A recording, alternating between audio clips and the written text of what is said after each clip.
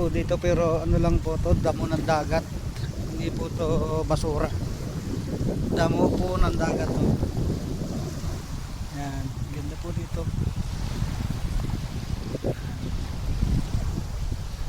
Mga damo po ng dagat to, mga lods, hindi po basura to.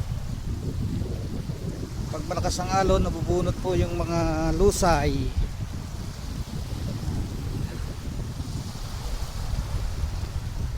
Part of Tambisaan. Yan.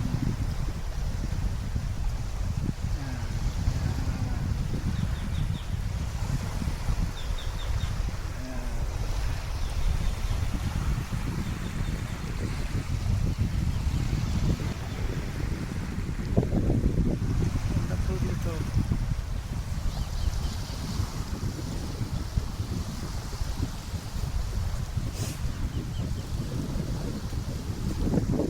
Mga bangka po dito niya.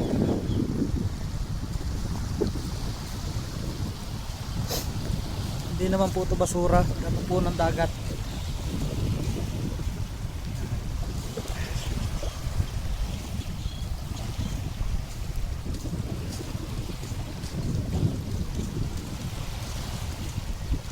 Ito po yung alternative beach pagka habagat, pag may bagyo. May lipat po dito yung mga guests.